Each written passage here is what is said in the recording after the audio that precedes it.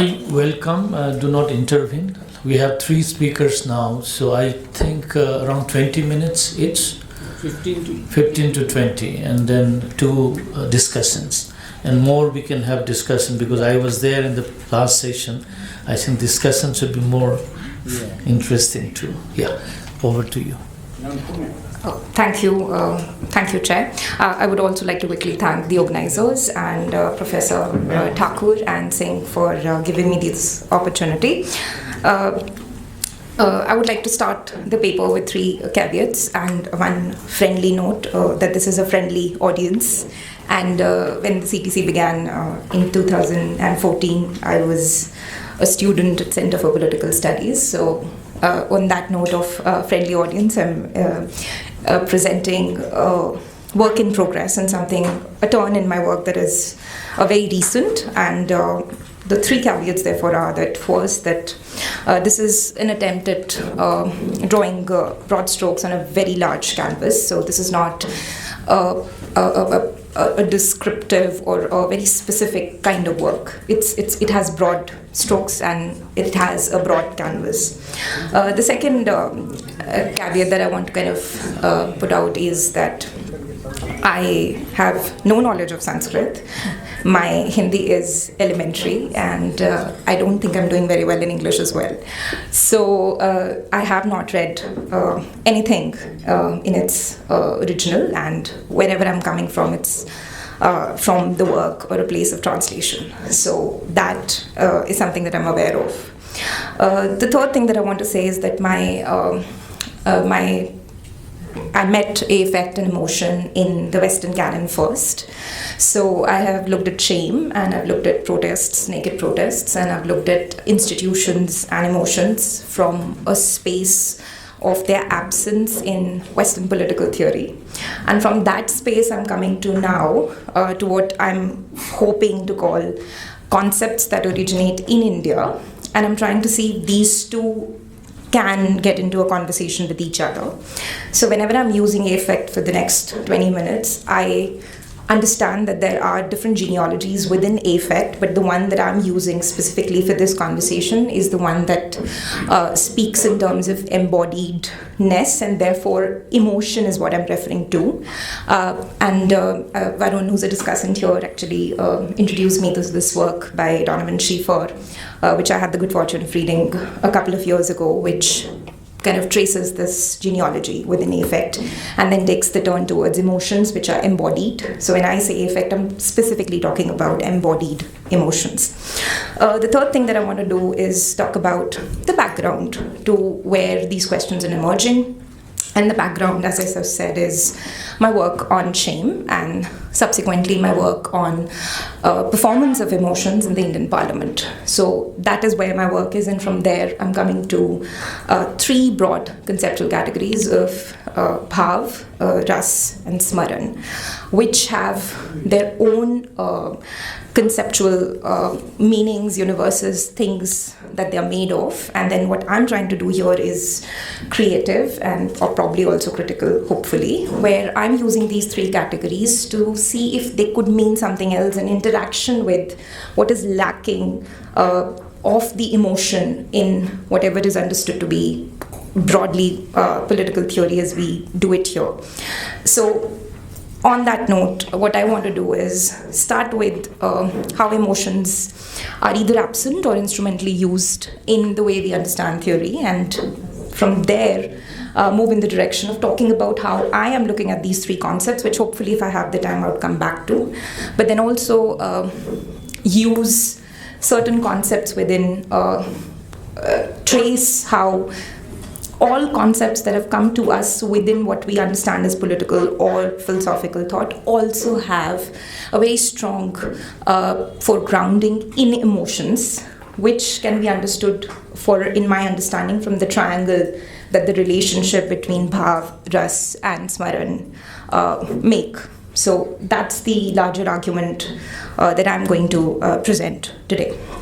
And I wanted to lay it out first because I have a feeling that I won't be able to say everything that I want to in the next 20 minutes. So emotions have long been discussed, and this is not the first time that we're talking about it. And they have been given certain decent attention, both sociology, anthropology. Psychology, of course, talks about emotions in a very different way, but to politics, emotions have come a little late. And when I say political emotions, I'm referring to three kinds of things. So not every feeling is an emotion. When I say political emotions, we have three things. One, any emotion that is constitutive of power. So in the way that it is defined, it has the political at its base. That it uses or becomes a project or a process for power. So it may not have the intention to be political, but if it does become a process through which power moves, I have Foucault in mind when I say that. And if an emotion has a consequence for power, that is when emotions become political. I'm also taking from Nussbaum and others who are arguing that emotions are also normative. So there is a very strong sense of what ought to be in emotions, and that is where emotions become crucial. And I'm coming to emotions from these three places, which is consequences, constitutiveness, and processes. And the second thing is that they have a moral or a normative bearing for politics. What are emotions and where are they located? That's the second kind of question. And emotions, one and the most obvious, are physiological, which is that they're located in your body. Feelings, senses, hunger, desire, lust, and the rest of it. Pretty easy to manifest and understand in terms of the feeling that is felt in the body. So physiological could be a space where emotions start from or are experienced. The second place for emotions is culture. And there are so many ways in which culture makes space for emotions. Institutional emotions, for example.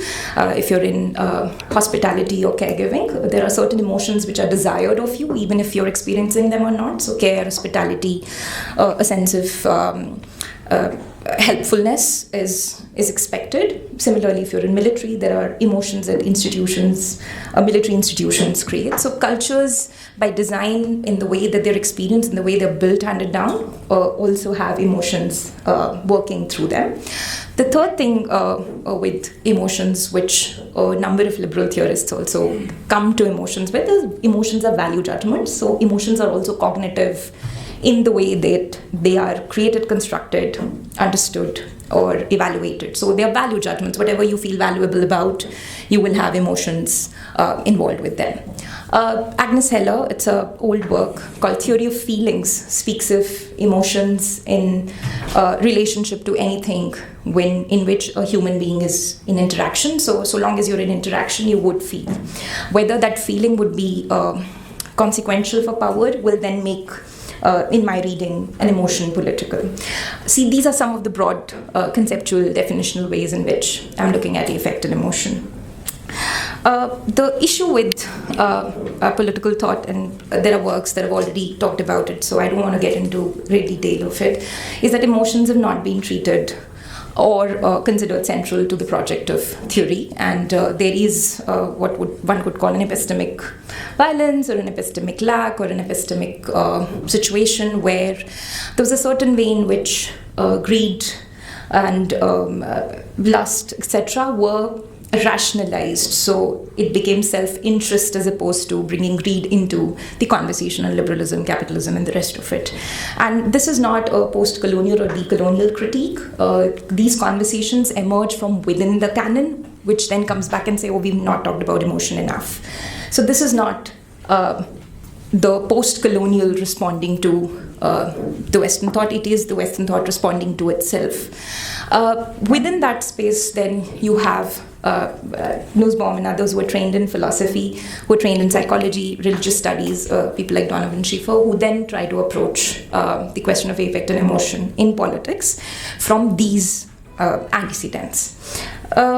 So having said this, where there is a culture-nature divide, and nature was spoken about in the previous presentation, the nature-culture divide where nature is what emotion or affect or embodied senses would be, and culture is what is civilization and rational and liberal. And this kind of divide also forms part of the universe of how the hierarchy of knowledge operates between say, a man and a woman. So women are more hysterical, affectual, emotional. Men seem to be kind of reasonable, rational. So there has been a feminist intervention for emotions from one side. There is also this distinction between the civilized and the non-civilized. So in the indigenous, the tribal, etc., is still uncivilized and therefore more emotional, more within the space of affect, and the more reasonable comes from the civilized project. So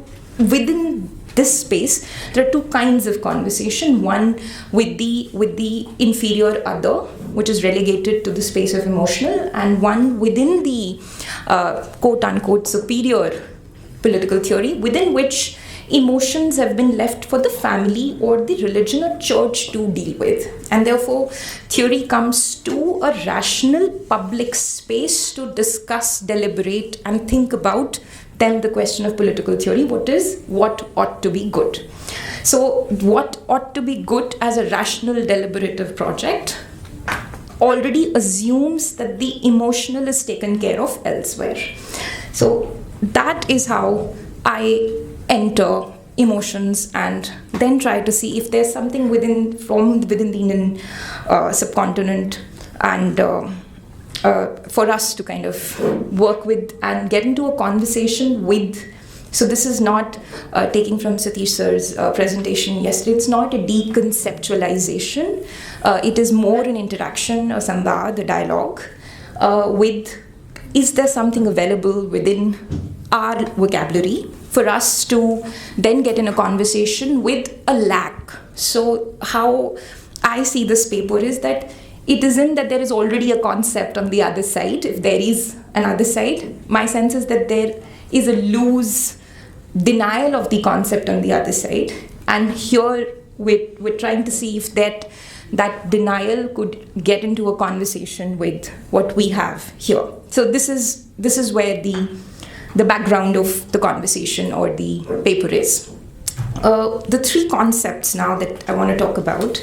The first is bhav, and loosely I'm looking at bhav as a feeling, that introductory chapter that we do from Rajiv Bhargava in the Introduction to Political Theory, which is, it's more commonsensical, it's more everyday, it's something that we carry in ourselves at all times. So the argument is that feelings are something that we constantly have, the intensity and the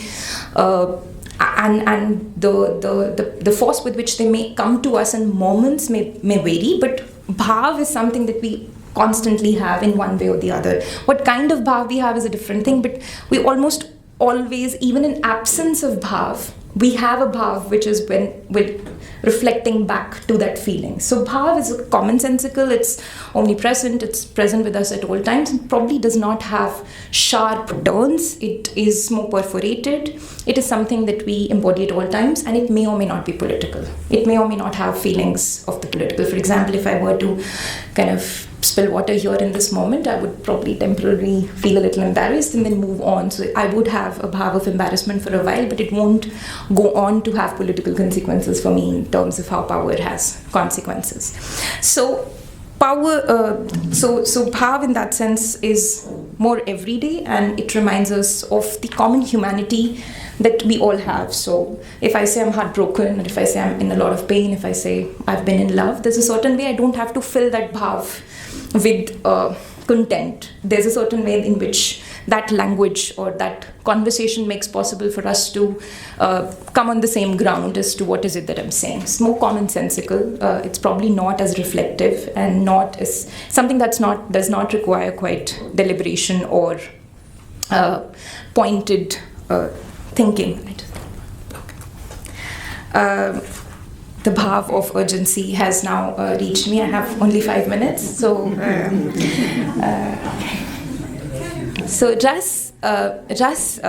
I think in 5 minutes I'd be able to at least get the ras to you people. Ras is more distilled. Yes. It's the juice of the matter. It's performative, and we have a long tradition wherein the aesthetics of ras is spoken and talked about. I wish I knew Sanskrit. Maybe 5 years down the line I'd be able to come back to you a little better if I've read Sanskrit by then. But whatever I've consumed in translation tells me that there is a certain way in which performance and ras have been looked at, dealt with within our tradition, and there the distillation or the juice of the matter creates for what you call possibilities for the political. And in that sense, I'm saying that ras could be political. And why am I saying ras could be political is because it can be used in performance. And I'm trying to connect this to my work in Indian Parliament and leadership and political performance, wherein different kinds of ras which are available within the canon for us, which speaks of fear, of anger, of shringar, and loosely translating them into different concepts in emotions. So shringar would not translate to love or to lust or to anything of that sort right away. So there's an aesthetics of it. But if we were to think in terms of the political and leave the aesthetics a little behind, we will be able to find that distilled performance is reenacted, and the intensity of this bhav that usually is within us could then be pushed for agenda and could be pushed for the political. So that is, and if I still have time, I'll come back to ras in a more concrete way and look at the intellectual history of that concept. Smaran is where I'm trying to tie ras and bhav together, which is the third. Now, smaran is also understood in a very religious, philosophical way, where the naam jap, you remember your God or you remember your deity, and the smaran of something. But I'm using, and I was alerted to this by Margaret Purnell's work on emotions in medieval Mughal history, where she speaks of the Urdu language and says there's something very interesting. If you speak in that language, you will not say main yaad karti hoon, you would say mujhe yaad aata hai, in the sense that memory and the project of remembrance is not agentic in the way that you definitely can recall when you want to, but it will also come to you through stimulus. So there's a certain way in which the idea of smaran has two elements. One, where you recall at will an event or a history or a past, but it also comes to you through stimulus or without stimulus. So there's a certain way in which smaran can be understood in for the purpose of this paper. One, in both in terms of yaad karna or yaad aa jana. And the second way that I'm looking at it is in terms of this elliptical orbit of memory. So every time we recall, it's not circular. Memory does not come to you linearly, but it also does not come to you circular.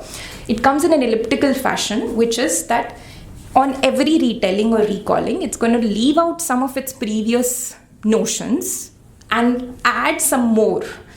And therefore, what we have been debating in the last 2 days, my sense is that this movement from tradition to modernity is a project of smaran, which is that what we are today perhaps is repeated elliptical orbits of memory in which we have left some bit of the bhav and the ras and captured another bit of bhav or ras in the subsequent retelling of what we have understood to be what our tradition is.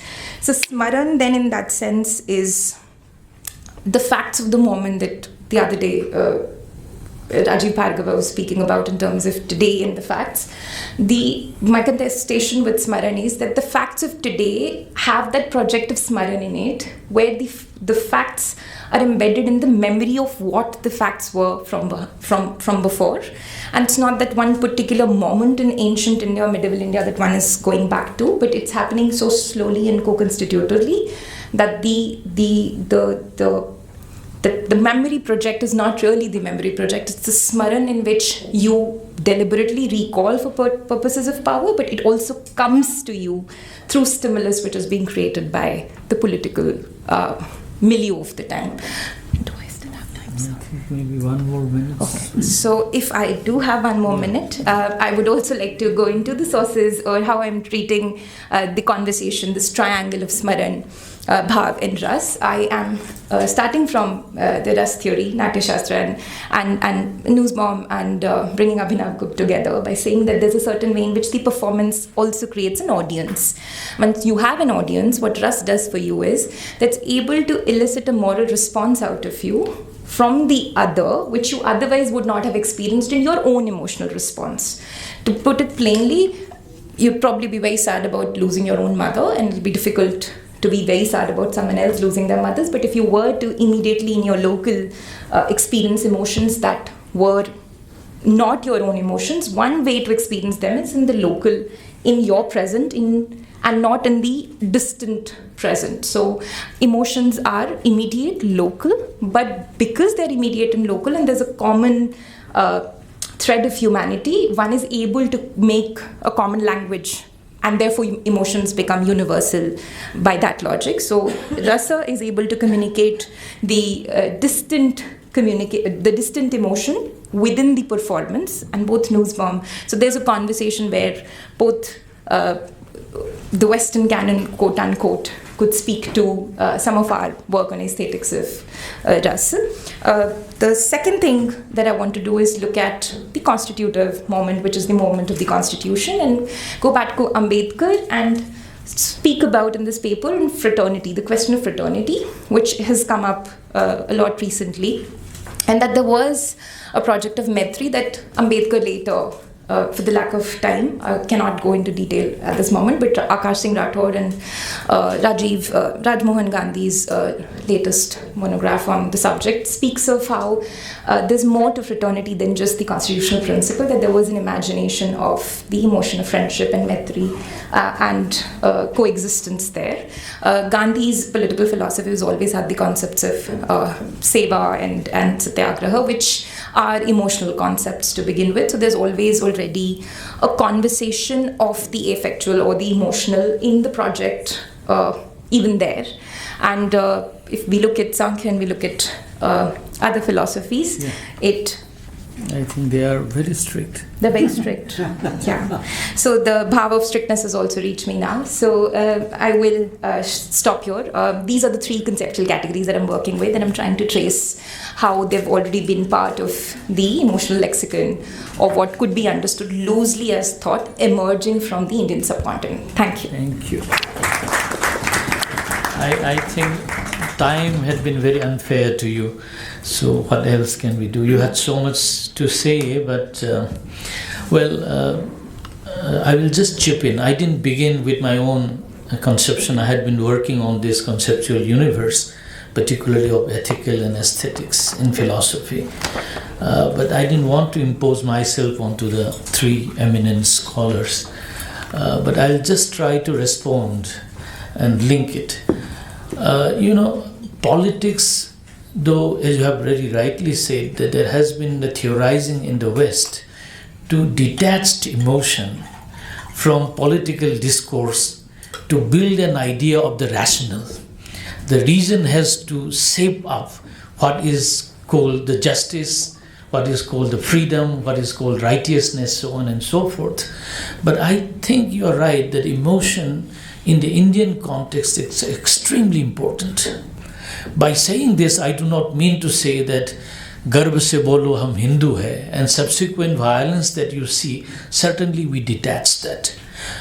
Now let me, as you have brought in the idea of rasa and bhava, let me remind you, maybe this will be very interesting writing by K.C. Bhattacharya.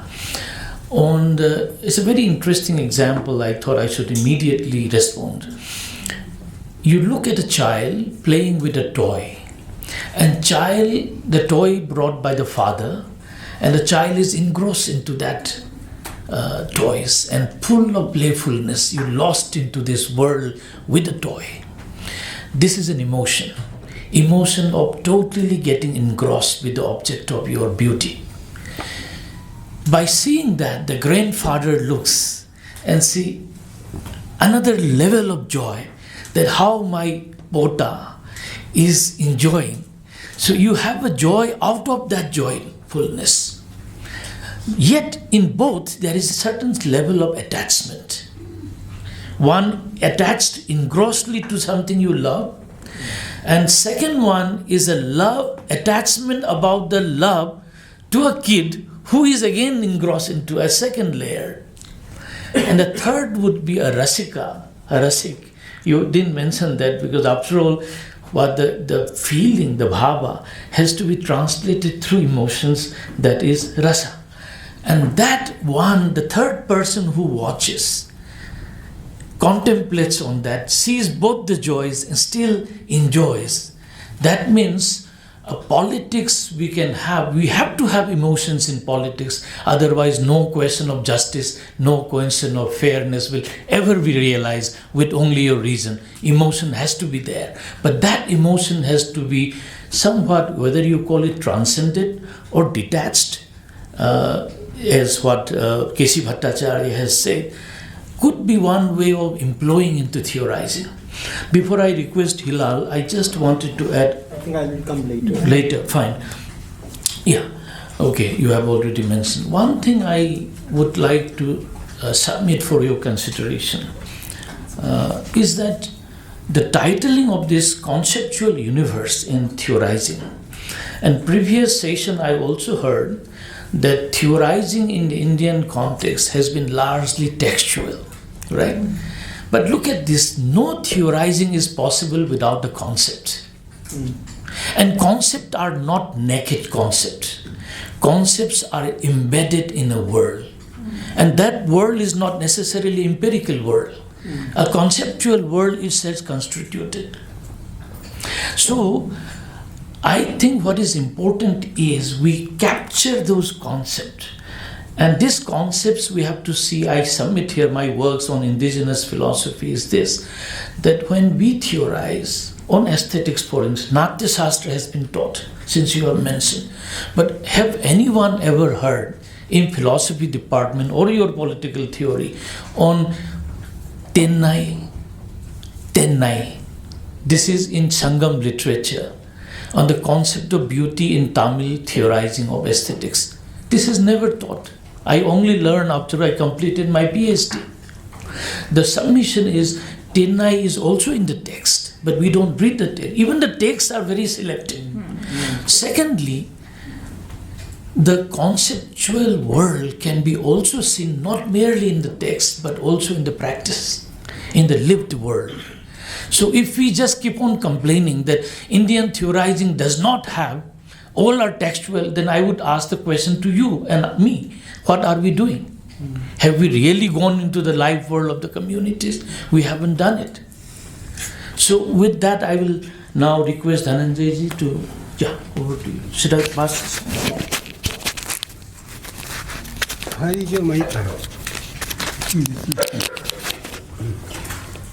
ये 5 minutes में आप दोबारा देंगे कि मैं Okay. No, but I'll look at time. 30. So, thank you.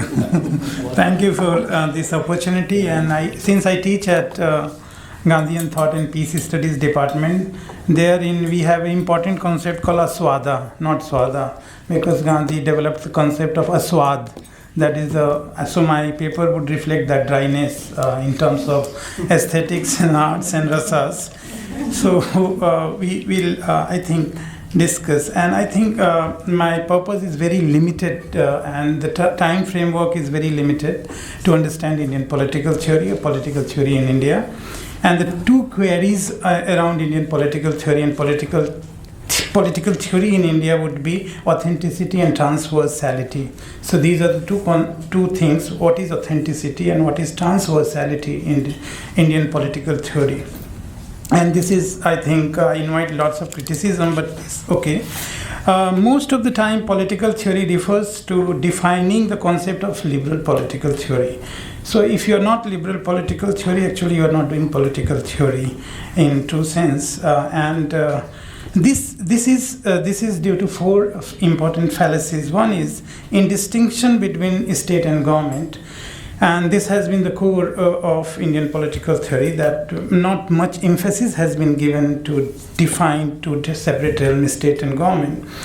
And second, most of the concepts developed were actually responding to the government, not to the state in Indian political theory. And therefore, the governmentality of concept becomes important in place of concepts of governmentality. So we see a loss of, governmentality of concepts becomes very important in place of the concepts of governmentality. And this is a third, and this has serious and devastating impact in form of fourth outcome. That is, that this makes the space of extra parliamentary as a space of irrelevancy or personally non grata. So most of the spaces which can be called extra parliamentary has not been theorized and not taken into account to develop political theory in India or Indian political theory. And what has happened that socio-economic conditions are replaced with the conceptual descriptions or self-defining moments. So most of the time, political theory will be defining what is self, who is self, East-West dichotomy, tradition and modernity. And in this self-debate, you don't have description of socio-economic. That's why if you see the depth of political economy paper in most of the university and political science department, it is not unnatural. It is actually due to this framework of teaching how should we do political theory. And if there is a crisis in liberal political theory, it suggests a decline in theory itself. So crisis of liberal political theory is the death of political theory. Theorization has become a domain of liberal political theory to the extent that any other attempt is considered either ideology or common sense. If you don't do liberal political theory, you are termed as ideologue, or you have just common sense. For example, during the period of decline and resurgence of political theory in 1970s, a theory of justice by Rawls was frequently repeated in classrooms and journals that this is the resurgence of political theory. However, the story is different if one looks beyond the liberal political theory writings, as Bhikhu Parikh shows that there were writings of Michael Oxford, Hannah Arendt, Karl Popper, Leo Strauss, Eric Vogelin, C.B. Macpherson, Hayek, Collingwood, Santayana, Althusser, Sartre, Habermas, Marcuse. Though Bhikhu Parikh rightly points out these writings, but he doesn't mention some of the Indian contribution in 60s and 70s, like lots of debates, and 20 biographies were written on Gandhi, Swaraj, Satyagraha. Ambedkar and new human beings were debated. Tagore and Nehru on internationalism and cosmopolitans were theorized. Periyar and Lohia were becoming important.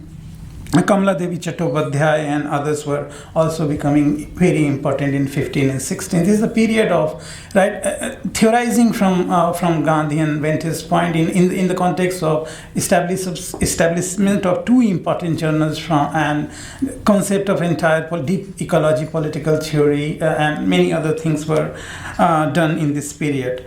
This debate is relevant to understand the Indian political theory debate. Since the political theory has a primary domain of liberal political theory, the outcome debates have been in the form of discussion on governance, civil society, secularism, citizenship, sovereignty, and so on. They are important debate. The liberal political theory is not based only on liberal theory, but also on the construction of a liberal linguistic framework. Since the liberal Indian political theory has ipso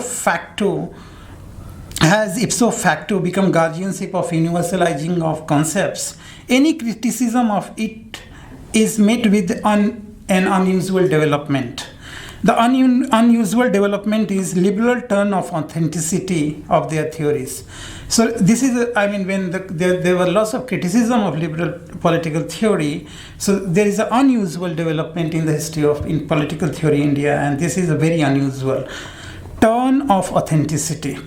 In search of authenticity, political theory in India, which is a primarily liberal political theory, becomes a site for giving a space to cultural turn in India. At the outset, this is the format one. You had earlier debate like secularism in India, civil society in India, governance in India, democracy in India, sovereignty in India.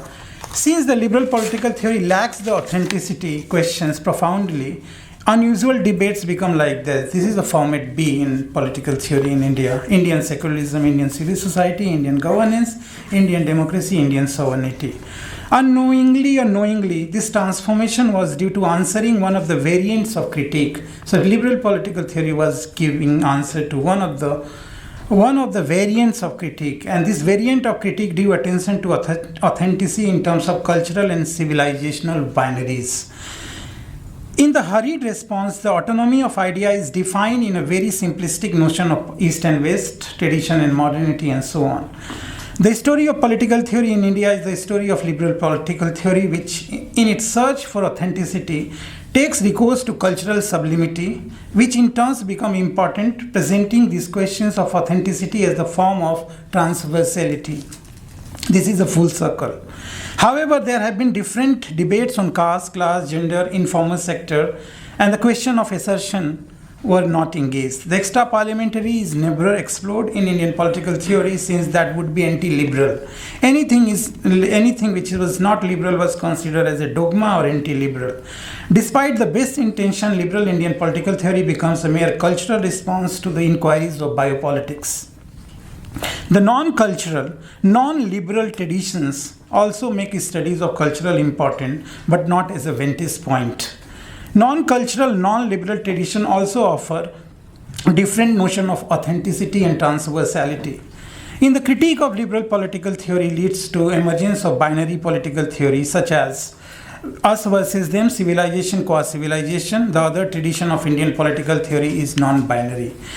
The non-binary or anti-binary question of authenticity and transversality becomes crucial in this context. Authenticity is measured as a site of exploration and as a site of responses. The specificity plays crucial role in defining plural temporalities. The space between plural temporality is the real sign of authenticity, not the cultural homogeneity in the name of authenticity. This notion of authenticity helps the transversality in a unique way. The transversality herein lies in the commonality across struggles and solidarities. This is the task of redefining the concept of Indian political theory on the following accounts. First, reading Indian political theory in non-liberal traditions. The non-liberal traditions are also non-cultural binary traditions. In these non-binary traditions, authenticity is based on a community or shared plural temporalities, which gives the hope of transversality that our situation may be different but not anti-acknowledgement. So non-binary, non-cultural binary traditions are based on not anti-acknowledgement. There is acknowledgement of each other. Fourth, different but not anti-acknowledgement means plural temporalities do not foreclose the option of solidarities with other plural temporalities. For example, let's study Swadeshi. Swadeshi will be a non-translatable concept in liberal political theory, but loosely translated as self-reliance. The cultural critique is rooted in the concept of Swadeshi, emphasizing cultural purity and nation building. Looking at non-liberal tradition like Gandhi and his Swadeshi, the authenticity of Swadeshi is not self-reliance or cultural safeguards, but neighborhood for interdependence on each other in terms of recognition of others in self, and also reliance on the production processes. For Gandhi, Swadeshi is not hate or fetishism, but interdependent engagement for Swaraj. Such a formulation is impossible if non-liberal traditions are declared ideology or common sense. The fact of the matter is that journey of liberal political theory in India, while contributing a lot, also ends with the cultural bias when it concludes its story while confronting culturalism. There are some suggestions. Societies cannot be bereft of theorizing. They reflect variations that depend on immediacy, location, addresses. Theories themselves are influenced by immediacy, location, additivity, and are transversal. Regarding the issue of authenticity, several approaches can be taken to address this concern. The foremost way is to ask what constitutes Indian political theory. In other words, what is so specific about political theory that it can be called Indian political theory? It is evolutionary or fixed in ideas. Theories cannot be done in isolation. Authenticity is mediated in multi-layered manner. The authenticity can be explored in the zone of plural temporalities. The plural temporalities bring the issue of transversality not only in application of exactness but also in co-traveler partners. If theory takes notes of plural temporalities, it cannot be vulgar local. It is a relational universalism. I have 10 minutes, I guess. It's okay. We should 9 minutes. Yes. We should not treat the question of authenticity and transversality as simple closed or open-ended questions. They are crucial catalysts for making theory a living entity, which means they are in position to engage, explain, universalize, and theorize. It is the question of authenticity that always demands taking cognizance of the local, and the transversality also helps to connect in the form of a relational universal. If we are with this stage, and if this stage is allowed to come, and we can have a non-cultural, non-binary, liberal, non-liberal political theory, then the question of political imagination becomes very important. So Indian political theory is a question of Indian imagination. Demanding political theory through mediated authenticity and relational universality is not therefore majestic inclusivism and isolationism. It brings the question of political imagination in profound manner. Political theory is essential for cultivating political imagination, and Indian realities also necessitates a focus on political theory in India. Political imagination is a reading of realities that transcends them in the form of possible heterodoxy in the future. Therefore, political imagination brings the following normative and critical concern. Political imagination is a value for people must collectively struggle. It raises a slew of questions and queries and provides answers as well. Political imagination is invaluable in both academic world and among the general public. The fundamental question around which political imagination revolves is this: what is the most valued principle to organize society? It is either explored in re-envisaging the individual, society, or the state through new imagination. Exciting political imagination offers a specific departure. Otherwise, it is a reassertion of the history of ideas. Political imagination must be communicative and communicable to the society. It possibly transcends the realm of realities by critically engaging individual, culture, economics, and the state. Political thought offers knowledge in open manner. It reveals the complex association with the societies around the power of asymmetry. It is a continuous process reflecting an organizational principle of human culture at it is anti-status quo. Political imagination should be anti-status quo. It is about the permanence and impermanence of ideas. Political imagination and intellectual ruptures are critical components of political theory. Political imagination should be free from validation and comfort. Non-validation and discomfort may also lead to risk of irrelevancy and to authors and the theorist.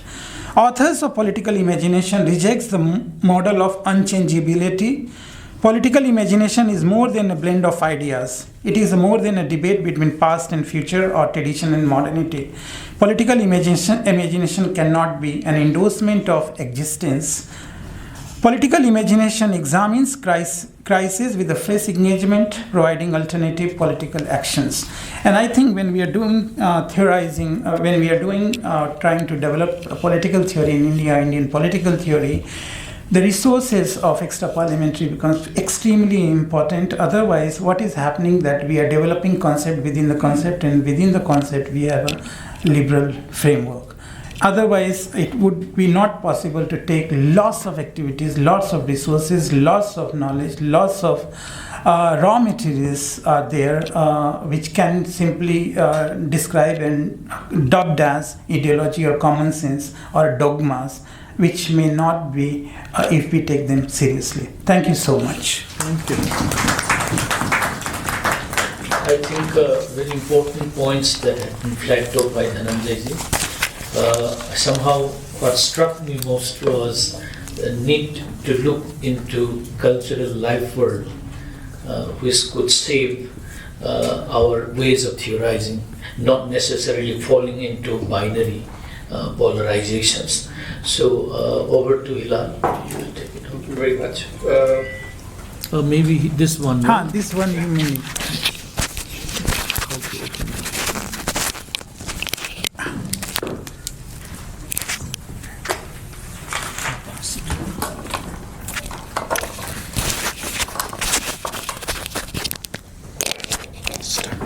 Thank you.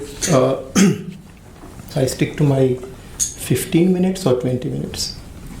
Floor is yours. I said 20, but then organizer says 15. No, 15. I'll stick to 15 because we come from a talkative society and everyone can speak endlessly.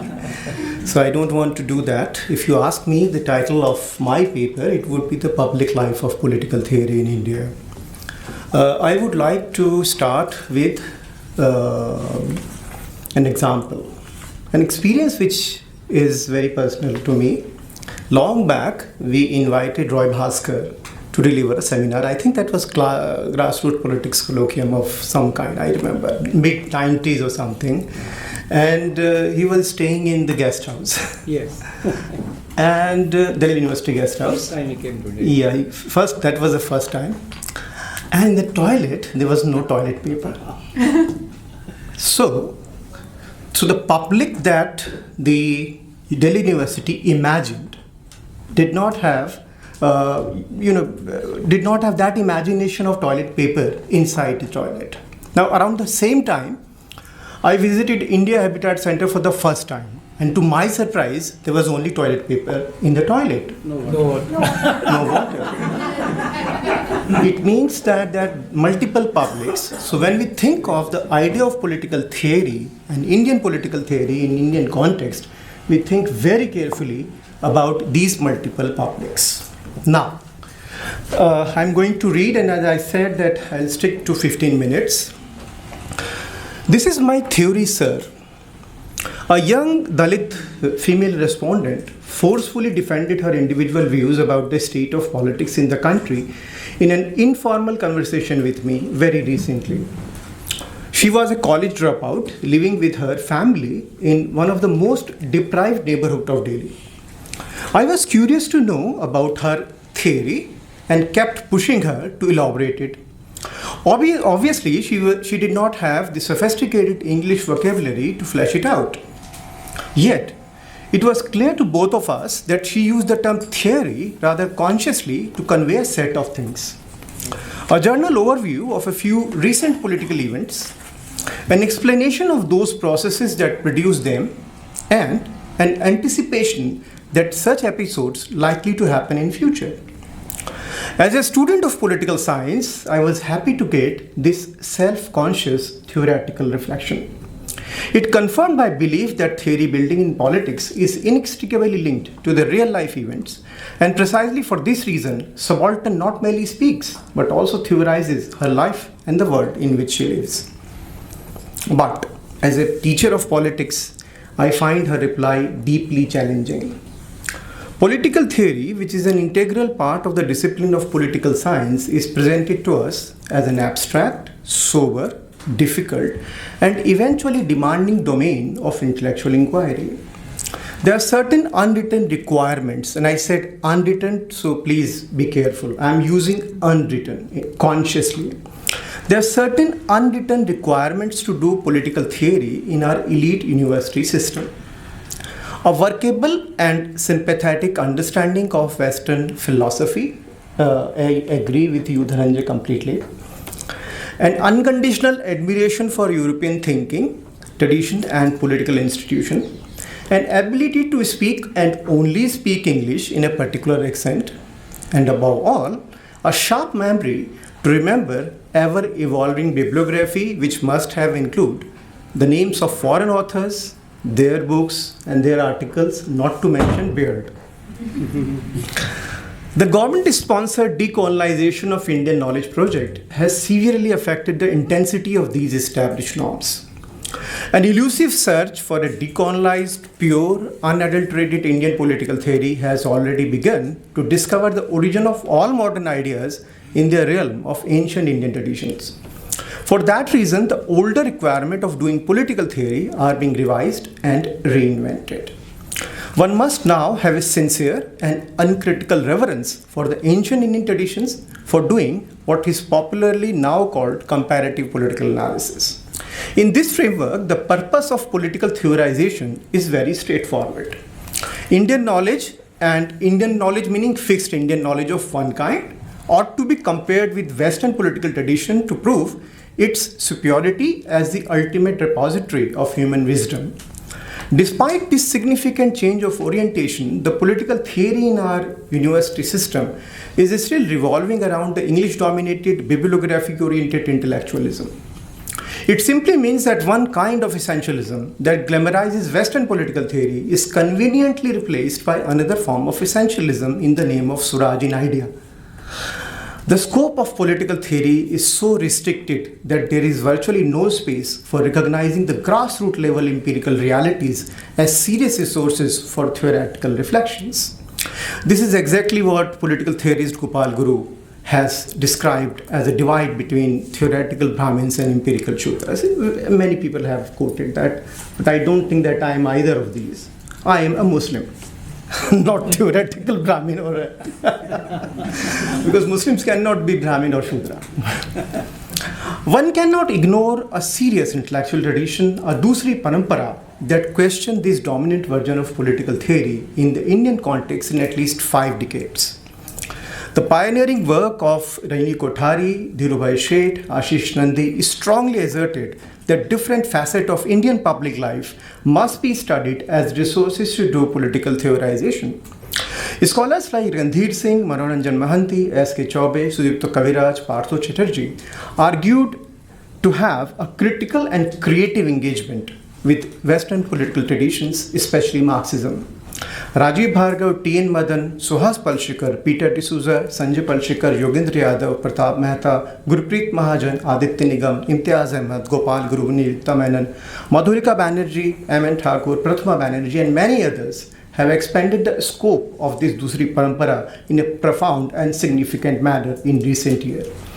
This serious intellectual initiative has questioned the imaginary dividing line between theory, read Western, and politics, read Indian or empirical. Yet, the challenges posed by the public life of political theory in the Indian context have not been taken seriously even by this Dusri Parampara. So it is actually written as a kind of collective self-criticism. The theory which my female respondent highlighted does not originate in the realm of university system. It underlines the existence of a very different, historically evolved, and perhaps more vibrant public life of political theory in India. Our national movement, it is worth noting, was not merely about achieving the political freedom. There was a serious commitment to produce innovative political ideas. The political leaders in this schema also functioned as public intellectuals to communicate with 2 very different sets of political stakeholders. The colonial state, which could only be addressed in a conceptual language embedded in Western political theory, and the Indian communities whose political universe was deeply associated with religious traditions and cultural values. This peculiar context forced the nationalist elite to use Indian intellectual tradition and Western political ideas as possible resources to evolve a political theory that could answer the anxieties and aspirations of Indian communities. Ambedkar's Annihilation of Caste, Muhammad Iqbal's controversial long poem Shikwa, Phule's Gulamgiri, Savarkar's Essential of Hindutva, Gandhi's Hind Swaraj, Nehru's Discovery of India, and later J.P. and Lohia's writing are relevant examples to demonstrate the public life of political theorization in colonial India and in the later years. These texts were primarily written for general public with an assumption that such critical engagement would lead to an informed political mobilization. Recognizing the fact that a vast majority of Indians were almost illiterate and the written text would reach which will reach out only to educated population, the political elite used public speeches as an alternative mode to disseminate political ideas. These efforts created a vibrant public life of people's-oriented political theory. That's the reason why if you talk to people, they would remember that Gandhi ji ki sabha mein gaye the, Nehru ji ko sunne gaye the. Why? Why they were, Indian culture is deeply rooted in theorization. From pahelis to now WhatsApp messages, all are written in a language that is purely theoretical. But at the same time, there is a distance between that public life of political theory and the way in which we are trained to do political theory. But we are not stupid, by the way, so I'll come back to that point later. This process continued to survive after the independence. Now, this is very crucial. Political parties gave a lot of importance to what they called political education in the early 50s. In an ideologically divided political universe, it was obvious for them to disseminate their political positions and resolves. Two developments, however, were entirely new in post-colonial India. The competitive electoral politics based on universal adult franchisee led to a new kind of professionalism in electoral politics. Winning election to form government became the prime consideration for the political parties. It became important for them to recognize voters as rational political consumers. The normative ideological resolve eventually became the tools for legitimizing uncomfortable, professionally motivated political moves. This inherent contradiction between electoral professionalism and ideological self-representation severely affected the capacity of political party to contribute to political theorization.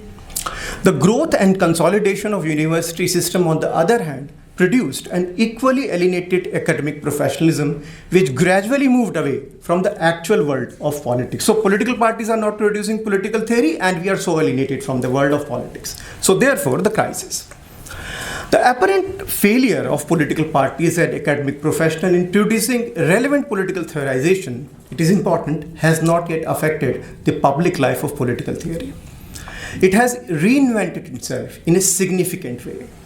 One finds serious attempt to theorize political question in the realm of literature produced in Indian languages. Yogen Bhai said that exactly in the first day when he was mentioning Nirbal Verma. From Rag Darbari to Banu Mushtaq, you find that the literature is full of insightful political theorization. Om Prakash Valmik, Gitanjali Shri, Banu Mushtaq offer us political insight, which are theoretical in nature. This is also true about social media platforms like WhatsApp, Facebook, and X. Many active users produce highly creative interpretation of political events. We all agree, therefore, that this vibrant public presence of political theory need to be further cultivated. So this is an agreement. And we all agree on this. But there are three problems with this. This agreement actually pushing us further. So don't stop here. Now, the controversial three issues which we all encounter while doing political theory, and that too, what we call Indian political theory. The first problem is actually structural. It is possible to use insightful literary works and or social media reflection as new resources to make political theorization more sensitive and grassroots oriented. We can certainly use literature for doing political theory. In fact, the elite South Asian study centers of Global North have already begun to encourage this kind of research. This is also true about our elite academic institution, but there is no serious initiative to disseminate the findings of professional academic work for public consumption. The essays published in professional academic journal meant to be read only by the peers, not masses. You have to pay. The moment you go Gestor or etc., you need to pay. What does it mean? It means that these essays are not written for public.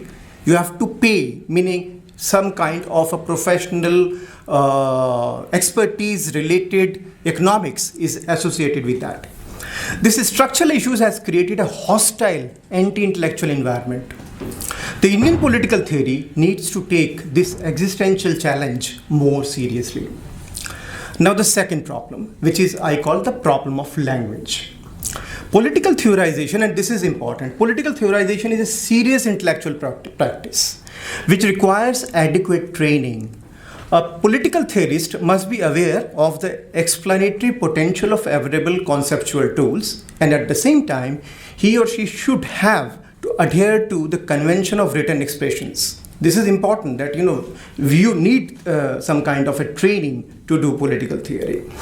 This rigorousness eventually makes the language of political theorization more nuanced and abstract. This is an obvious phenomenon. It is nothing to do with the dominance of English or, for that matter, any other language. Even if you are doing political theorization in Hindi, you tend to take resources which are available to you, conceptual resources of Sanskrit or Persian, because theorization require a very different kind of orientation and the conceptual vocabulary to explain many things in the realm of a conceptual expression. Unfortunately, the political theory in its Indian avatar does not bother to go beyond its own professional work. So we stop there. But that's the first level, by the way. When you construct a theoretical universe of your own, that's the first level. The theoretical formulation we use are never simplified or translated into idioms and metaphor which can affect the actual world of politics. Remember, day before yesterday, Professor Bhargava was speaking, and it is true that he responded to the question of secularism. But secularism was already there. It was invented in the real world of politics, and people like Professor Bhargava responded to that. We do not have the capacity which Ambedkar or Gandhi at that time had, that they would introduce new metaphor in the realm of politics and people would actually talking about those metaphors. So there is a failure from our side. This alienation, I argue, is affecting the credibility of our intellectual training and its social relevance. Now this brings me to the final puzzle, and that is the question of representation. There is a moral claim that the Indian political theory must have an inclusive character. No one can deny the significance of this claim, especially at this moment when everything associated with Indian tradition is defined in overtly Hindu terms. We find two very interesting responses to this regard. Aditya Nigam and Nivedita Menon try to make the act of theorization inclusive by drawing upon diverse resources to accommodate non-Hindu traditions. They represent it as a conscious radical intellectual move. Suyukta Kaviraj and Manindra Thakur, on the other hand, answer this question differently.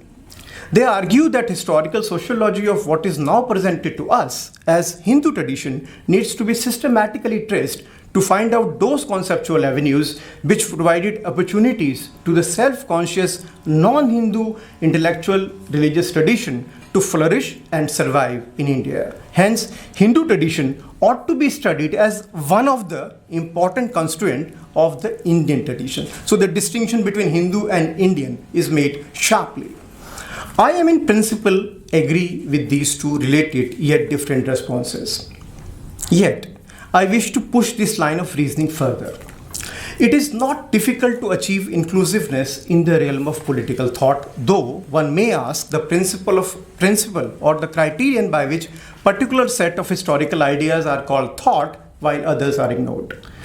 Mannan Ahmad Asif's Loss of Hindustan, in which he discussed Farishta, the historian, is a good example of this kind of intellectual attempt. Problem arises when we realize the fact that the act of theory is inextricably linked to the here and now question, and this is what Yogen Bhai said day before yesterday. The historically informed inclusive framework to address the present political context no doubt will make our theorization sensitive and sharp. There is, however, a possible danger that the moral search for achieving inclusiveness in theory. Yeah, I'm just closing. There is, however, a possible danger that the moral search for achieving inclusiveness in theory might overload our arguments.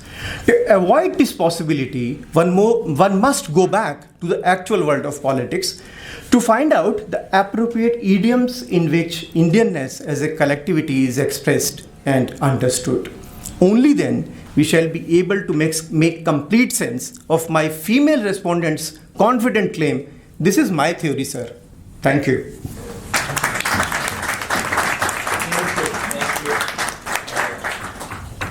It just made us think further, deeper into the issues. But we have two more comments, right? So over to you. How much time do we have? As just one. 5 should be all right. Yeah. So, well, three very You different. can steal 2 more. Well, these are extremely rich papers and very distinct and diverse papers. So, to tie them all together, I was trying to see what is the common thread. One was toilets.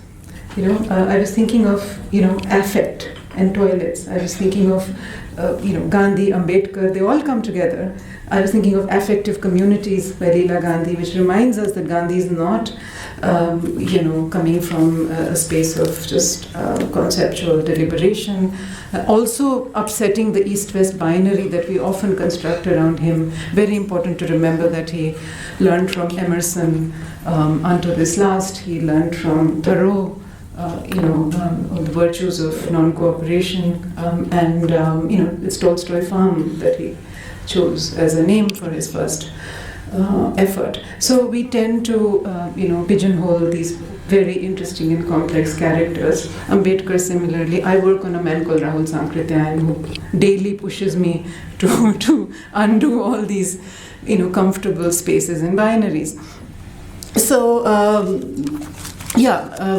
I think the idea of embodied emotion is absolutely spot on. The breakdown, the sort of Cartesian division between mind and body. And I was just wondering if you want to extend that to, the domain of ecological thinking. I mean, are we really bringing in ecology into our definition of politics? Because I think that will compel us to rethink the question of power in fundamental ways. Because we seem to be working within an imaginary which is taking the will to power as the given. Whereas the moment you confront the ecological challenges that face us, we have to confront the fact that that will to power has been the source of much trouble. And since indigenous, thought processes and systems have been evoked, I think they have a lot to tell us on that. So this samvad, I think, needs to extend beyond, a certain kind of limited space. I found the idea of bhav, ras and smaran very interesting, particularly smaran and the way you complicate that. I would love to read more on it and think more along those lines. The problem of language and translation and mishearing, I think, is something we really have to engage with. Whether it's smaran, what is the language in which we are doing this remembering, and what are the problems of remembering? Memory is notoriously unstable and fickle. So, what are the gaps between thought and actual the concept and the actual forms it takes. I come from the tradition of Buddhist philosophy, and you're constantly urged to question the self-evident nature of truth, including the idea of the self itself. So when you talk about Swaraj, then what is this Swa we're talking about? I also engaged with Gandhi's autobiography and the difficulties he had with the genre itself, because it was seen to be a Western form, and we in India don't talk about the self. So that's a very interesting debate to also get into. Is self kya hai? What is the Swa, and what are the problems you get into, sort of ontological and epistemological problems, which then have political implications. I was also reminded of Plato, who banished poets. When you were talking about, the problem with affect, this seems to have a very old history. This difficulty with dealing with it. And I teach partition literature, so one parting thought. I was remembering Amrita Preetham's poem Aakhan Baarish Shanu, which was recited on the mazar of Baarish Shah in Pakistan, and it becomes a part of that affective world. It's returned to that oral universe from the world of textuality, because Baarish Shah is sung, here is oral narrative form.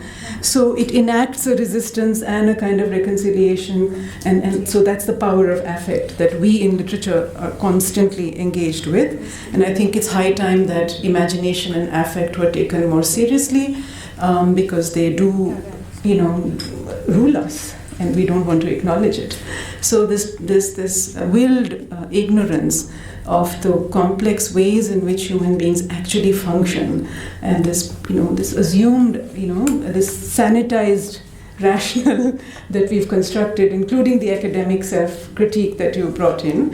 I think those are the takeaways here, that we need to get back to raw experience and multiplicities of experiences and voices from below, and to be able to come out of some of the mind-forged manacles that we have created, to quote Blake. Right? But I do want to say that we use this term East and West and Western modernity very loosely. I mean, there's so much critique of Western modernity from the West itself, from Blake to the Transcendentalists and so on. So, it would be advisable to not use these terms, in this rather reductive manner. And in India, we have so many heterodox traditions. You have the Charvaks critiquing the Buddhists and the Jains, and the Buddhists and the Jains critiquing the Upanishads.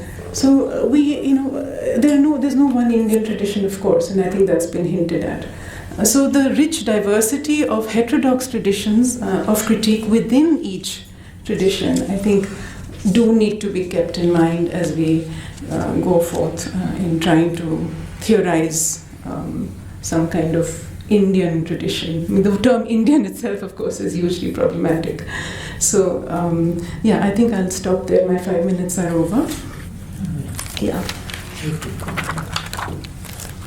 I'll start with Jigyasa's paper. I would fully endorse your perspective that perhaps this idea of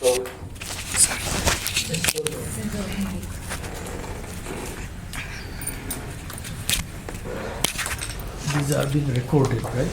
Yes. Live stream. This is on record, yes.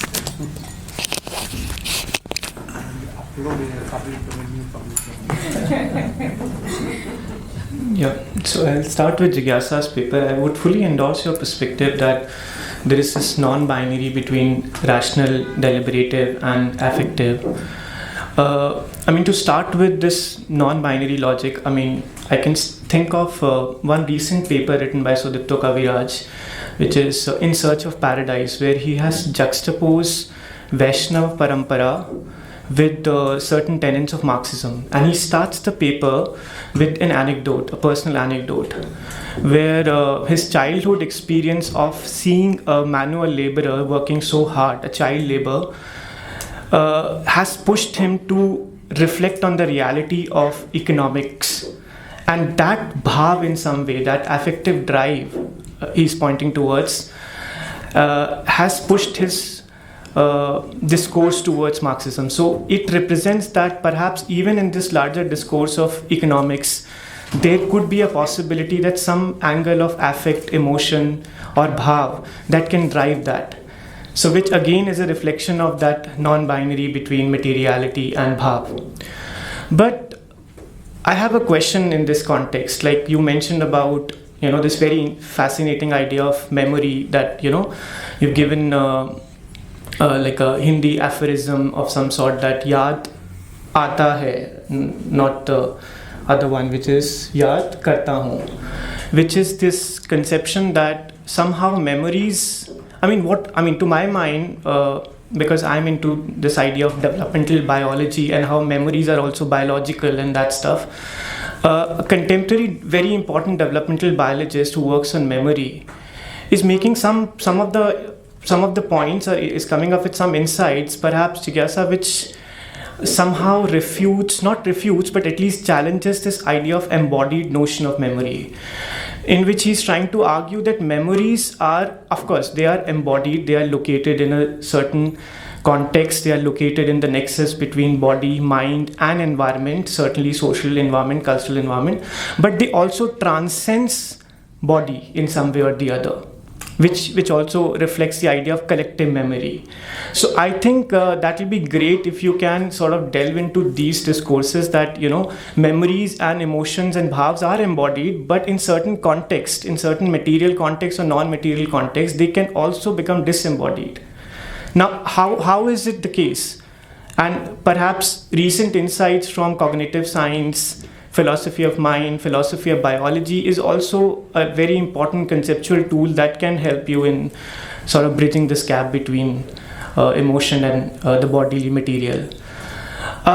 Apart from that, I would even say that, of course, you're not making that distinction, but a lot of times, a lot of people make this distinction between rational, deliberative, and emotion. You mentioned Donovan Sheffer's work. Donovan Sheffer also highlights in his recent work, which is Science and Secularism After Darwin, that even apparently the scientific discourse, which looks extremely rational from the outside, or the secular frame, is rooted in affect. Scientific enterprise is affective in that sense. I fully endorse that perspective, that there is something called intransigent of affective power. Affects are intransigent. You cannot get rid of that. But how to deal with this disembodied nature, perhaps some contemplation can be done on that also. Coming to the paper by Dhananjay sir, he's made a very important distinction, non-binary distinction between authenticity and transversality, where he's affirming the position that there is no binary. We have to go beyond again this binary polarization. My basic question is, sir, that how would you, and I fully agree that there is nothing authentic to Indian political theory, and there is an element of relative universalism. So whatever is Indian is inextricably interconnected with the obvious non-Indian. But then there could be some experiences which are perhaps liminal, or which are perhaps always transcends in some way or the other. For instance, how would you conceptualize, or what conceptual vocabulary we can use? And I'm not saying that we should be contingent or dependent on either. But if we have to frame Indian experience, which is also a universal experience, like for instance, something like techno-feudalism, or what Professor Thakur is saying, techno-authoritarianism, that this is the domain of post-capitalism, even post-neoliberalism, where technology, singularity, these discourses are universal, yet they have a cultural manifestation to it. So in that context, where would you put them? Or what conceptual, lexical, vocabulary tool, conceptual tools we have to frame these experiences which are contingent, cultural, yet they are universal because they are coming from a frame which is economic, yet it is cultural.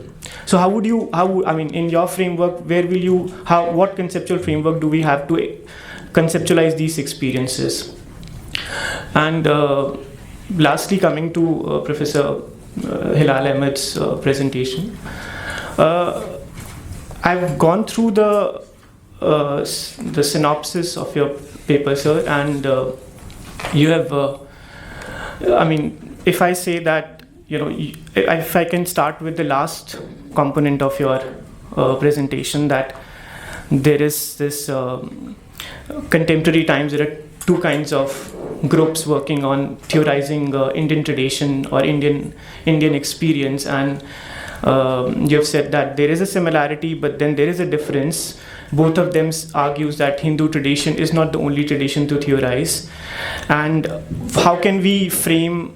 What conceptual frameworks are there to conceptualize the experiences? Like you've given the example of that Dalit girl and her reluctance in agreeing to the proposition that my experiences are missing. So what is the appropriate idiom for, to conceptualize? Similarly, the question that I've asked to Dhananjay sir could be asked to you also. That, of course, we are looking at reality from Hindu, non-Hindu, caste and all that stuff, which is extremely important. But contemporary Indian experiences are also experiences which are rooted in, again, technologies of different sort, experiences of different sorts which are universal, which are coming from a certain angle of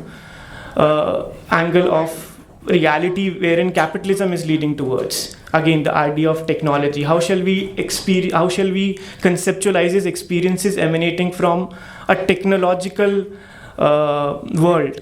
For instance, things like virtual reality. For instance, things like meta reality and all that stuff. And whether it is India, whether it is UK, whether it is US, this is all in some way or the other, it's universal. And youth are driven towards it, irrespective of the contingencies of the culture they are coming from. So this question is to both Professor Dhananjay and Professor Hilal Ahmed, that what is the framework that you guys have wherein this kind of conceptualization, which is of course universal yet culturally rooted, can be comprehended? So these are my questions. Thank you. Okay.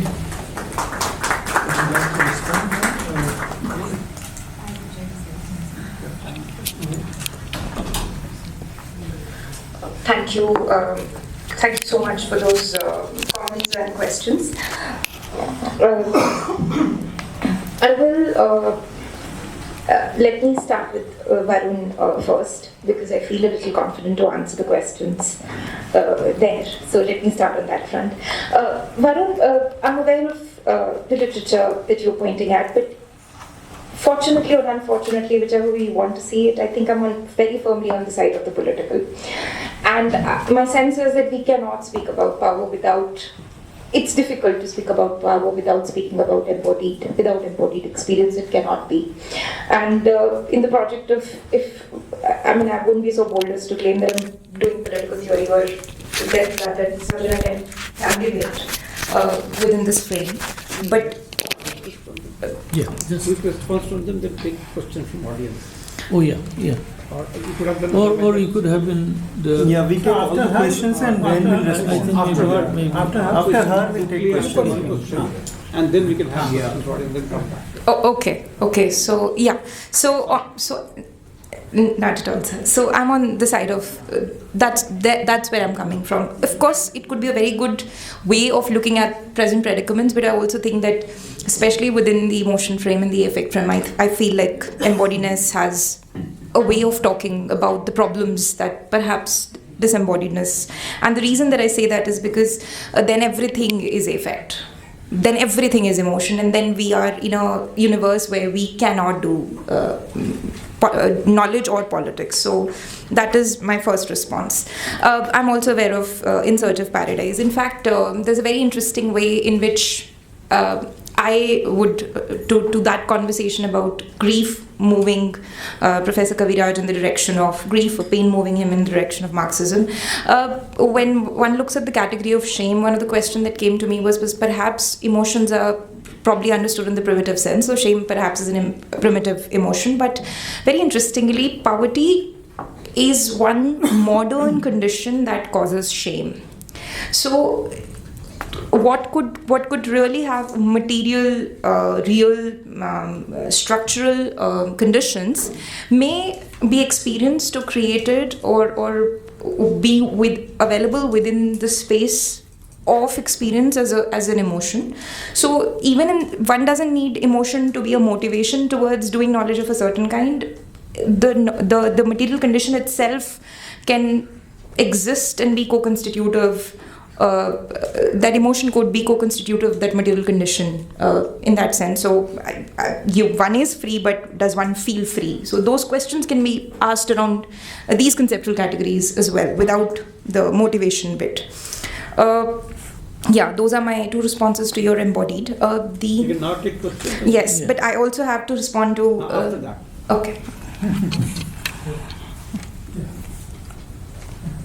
After so many questions. So many. I saw him first. Yeah, yeah. So It's confirming me. yes.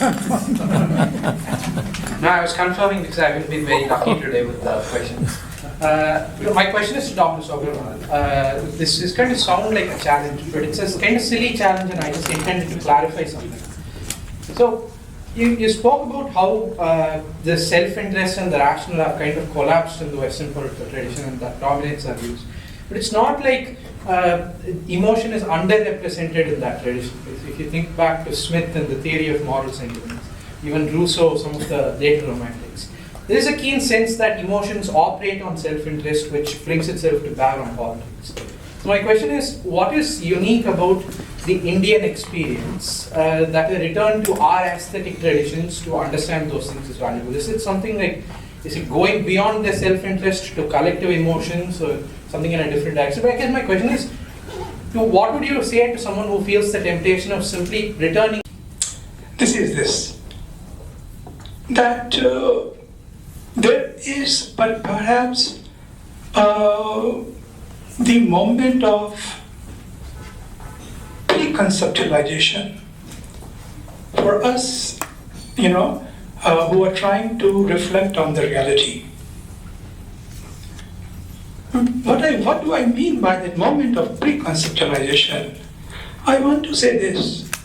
There's a lot which we, who are interested to do political theory in India, can learn directly from masses.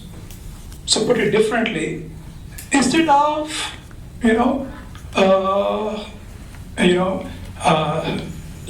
we just, argue for doing political theory of public, we political theorists can learn directly from masses. Let me say what. So for example, any political theory, whether in India or elsewhere, we require one, to have patience. Yeah, but I'm becoming little impatient. You have to be shorten it a little bit. To Yeah. have patience, to have reflexivity, and to have humility. And perhaps this comes directly from what Hilal is saying, that he was struck by the fact how the girl was able to theorize, and she was conscious about her theory. Perhaps I think this moment of pre-conception is important for us as political theorists doing political theory in India. Thank you. Thank you. Professor Mahajan? Yeah. Thank you for those presentations. Without any preface of what I've learned, I'm just going to raise the question because Hilal, you pointed out in the middle that doing theory means bringing in concepts. So the first issue that I have really is naming and identifying the concept. Often in theory, and that's to you, Jigyasa, we make analytic distinctions. Bhav, ras, smaran. And already Bhagat has mentioned how you cannot de-link each of these. Bhav has to be linked, it has to have an expression, so the ras comes in and so on and so forth. So I'm just suggesting this, maybe one needs to make this element that part of theorizing is not only to make analytic distinctions. We may begin there, but then we look for the interconnections and how they manifest in different spheres of life. To Dhananjay, my plea is this. Can we think in terms of talking about a certain genre of normative political theory rather than Western liberal? Because you can have, even in, let's say, German idealist tradition, in normative theory, but you can also have non-normative theories, but which are not necessarily explanatory, okay, which have something more, they have a different structure altogether. So maybe the angst really in the Anglo-Saxon world was, and that's why they sort of said come back with roles, is because they were looking for a certain kind of normative theory. And to Hilal, just one or two quick things. Since you want us to be conceptually aware, are you using the word theory too loosely? We can all have opinions. We can also have an explanation as to why something happens and what I believe in. So they're backed by some reasons and some thinking. But the kind of political theory you are talking about is making some further distinction between a view held, an opinion held, and something which you have to justify through some other means or find some other kind of structure to it. So I would suggest that maybe we could think of that. My concern, two other minor concerns are, A, we often make this distinction, and you're also asserting it, that political theory in the university is not reaching out. Perhaps not. But I have a contrary point of view. Look at 300 people listening every day, coming from different locations. Is this not reaching? Why are we working with this binary that the person who is doing something or is full-time occupied in doing this, or more or less majority of the time doing this, is necessarily disconnected and not part of that people? I think this also needs some reconsideration in terms of things. And I'm glad that Maninder, Sridhar, and many others actually, not only them, I think of Vasanti thinking in terms of inclusive Hinduism. I would like also to see this being done by them and others of other traditions which are also inclusive, from other religious philosophical traditions which are also inclusive.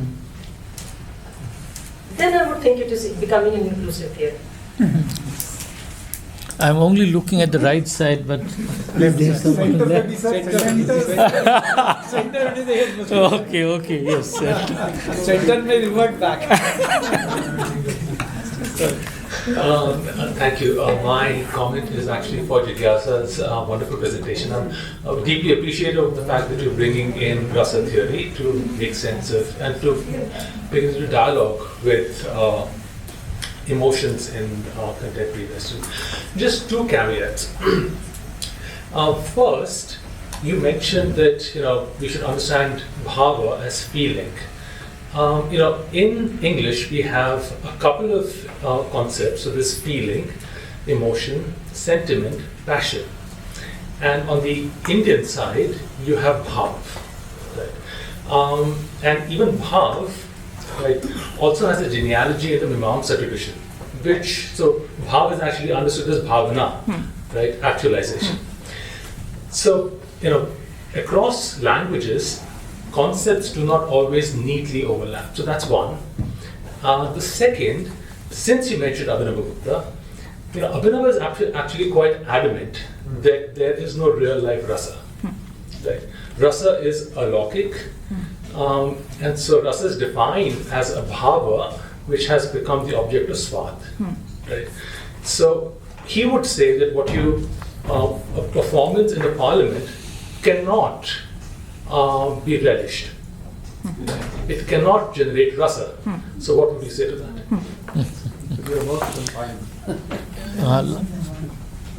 Let's. How much time do we have? Because there is another patient. Let this be the last question. No. We have some time. What is?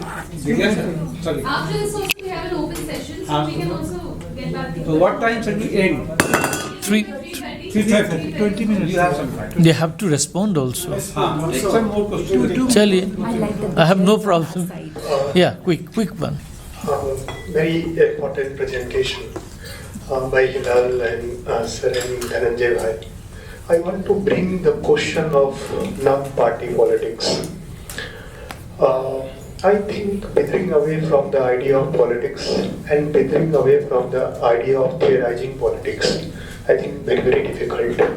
I have gone through some of the work of Sarvodian thinker, Vinova Gandhi, Dharmadhikari. You have to ask only the questions. Simple question. Can a theory be free from any position? Explain. First question. Can, we may talk about conceptualization. What are the conceptions of explaining non-party politics for that matter? Yeah. Okay. Thank you. Yeah. Quickly. Very sharp question. Okay. Very sharp questions. I was thinking about Jigyasa's about concern was bhava, ras, smaran. What about the lack of it? So for example, when we talk about the rhythm of life in a way, it is not associated with politics as such. But whenever we associate all these ideas with regard to politics, we begin with abhav. If we begin from the margin, kind of theorizing. So what do you think about it? Second question is with regard to Dhananjay Rai. So I'm trying to review your book.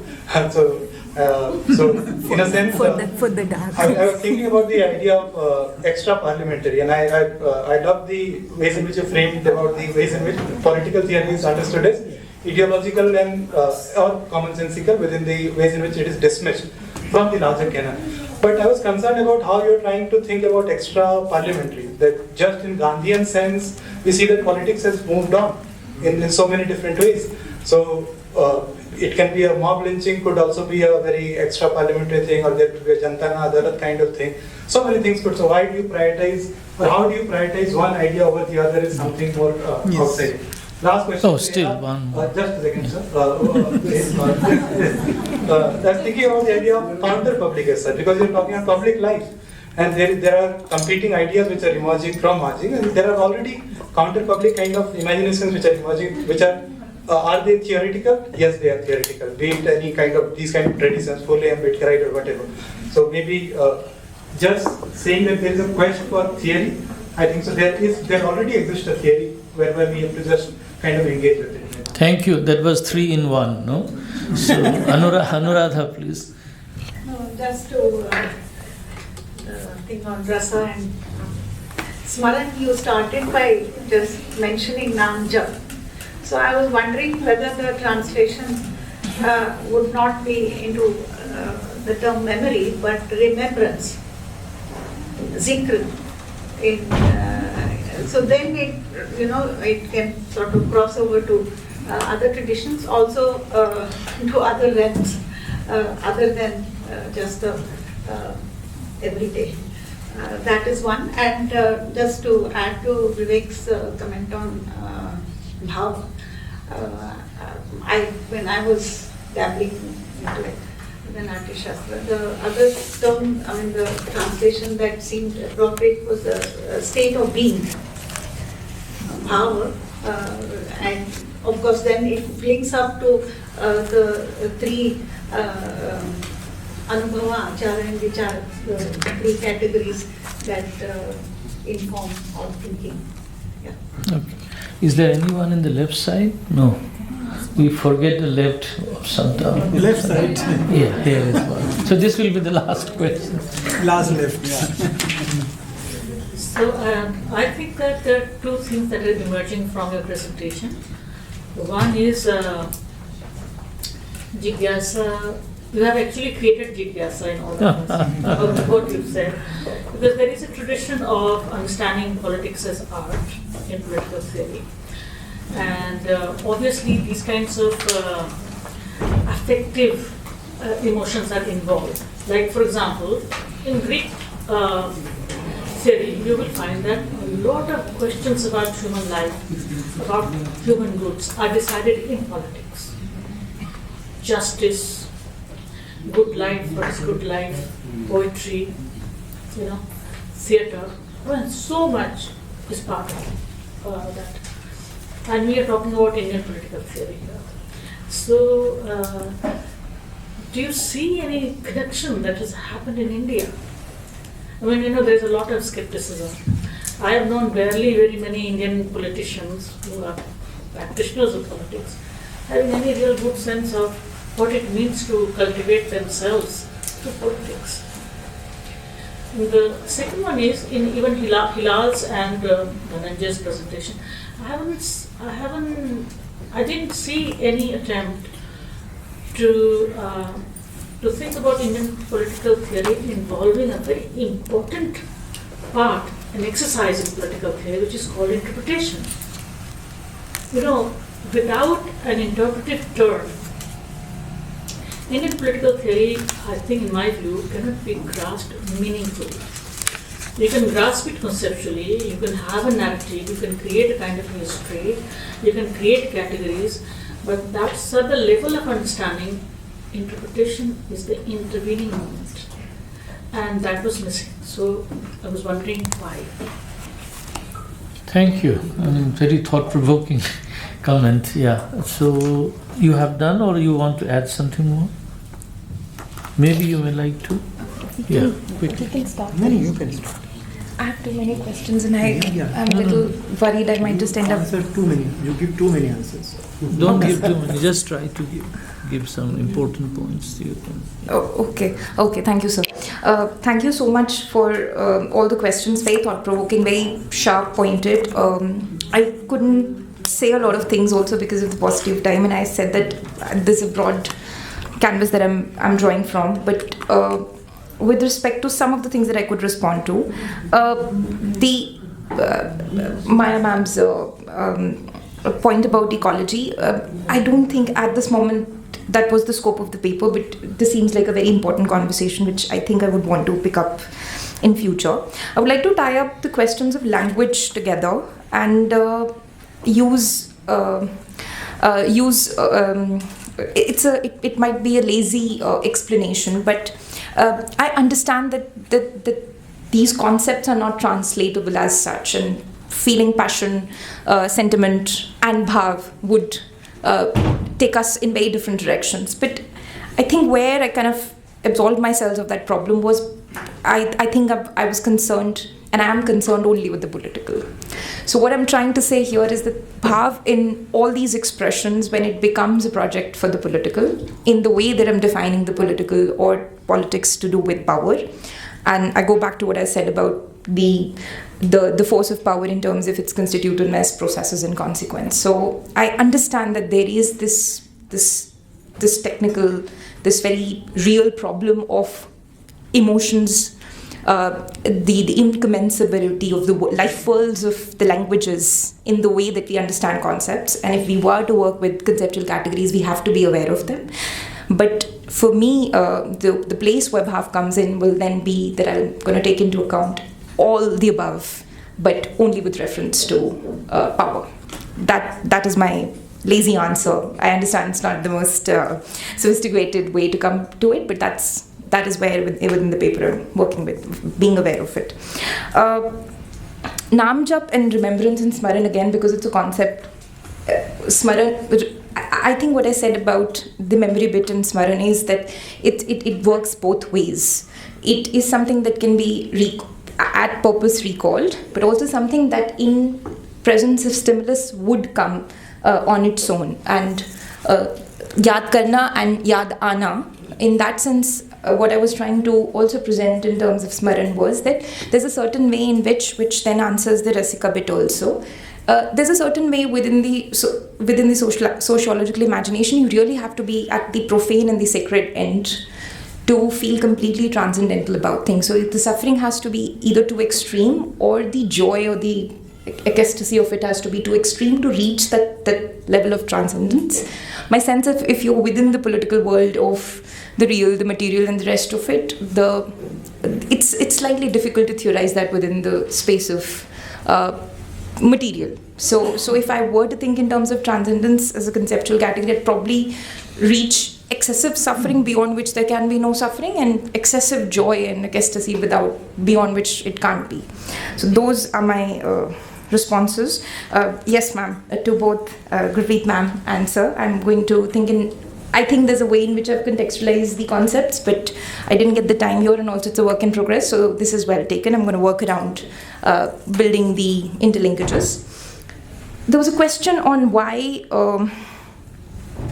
Indian categories and why not.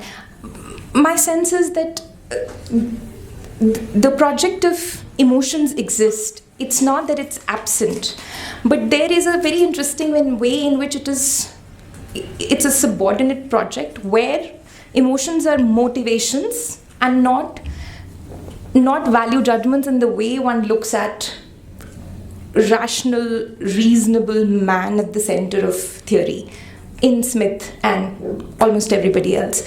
Why bring in this canon when you can solve that problem there? Because within the conceptual universe, some of the conversations make more sense here. For example, the project of liberation cannot be explained from any effectual space because it's not located in that body of knowledge. So freedom and liberation are incommensurable in the way that you can't even build conceptual, interlinkages there. With shame, one could do that, is why I gave that as an example in the response, because you can be ashamed of poverty as well as your body, both of which could come from two very different worldviews. So there, I think that is why it was not a deconceptualization, it's a conversation, which is a work in progress.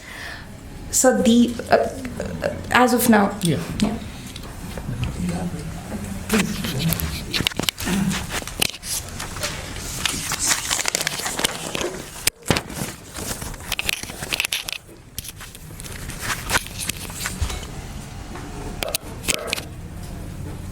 Yeah, thanks.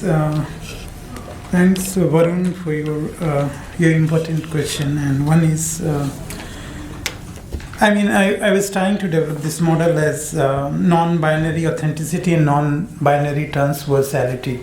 So my question, my answer, and my formulation, even techno-authoritarianism, would come as a theory from non-binary authenticity and non-binary transversality. Non-binary authenticity doesn't mean that you're not taking account of Indian lived experiences, but they are non-binary, and thereby we can have non-binary transversality. That was the framework in which, it is not negation of reality. Theory cannot be without realities. There has to be. This was my, try to attempt. One is, yes, ma'am, Professor Gurpreet ma'am, I agree with that. I'll take note of that. And non-party, can theory be from, can the theory be from any position? Theory has to have a locus, theory cannot be without location. This is one. And we have lots of theories of non-party politics. Lots of debates in 60s and 70s and 80s, Rajnikot, DLC, and many others. Extra parliamentary. I have discussed in the book also that extra parliamentary, what I am talking about is different from right-wing extra parliamentary or fundamentalist parliamentary, extra parliamentary, which means that this extra parliamentary is post-liberal concepts, and right-wing extra parliamentary or fundamentalist extra parliamentary is pre-liberal concept. In that sense, in terms of defining politics. So I'm not talking about that extra parliamentary which is associated with pre-liberal extra-parliamentary of right or fundamentalist, and I'm talking about this. Yes, ma'am. Interpretation is important, but the interpretation of where and what were important. Interpretation of what? I mean, so the condition which I was trying to construct. Thereafter, interpretation is possible if we agree to this, that there is a possibility of non-binary authenticity or non-binary transversality. Otherwise, that it will make more sense of the explaining and also explaining in relational sense of political or Indian political theory. So interpretation comes only after this consensus that we are focusing on non-binary authenticity and non-binary transversality. Before this stage, I could not see the idea of interpretation. You arrive at that non-binary through interpretation. In that sense, yes. But as experiencing that is, at least after some consensus. Yeah. And yeah, I think these are the questions. Thank you. Ilan, just.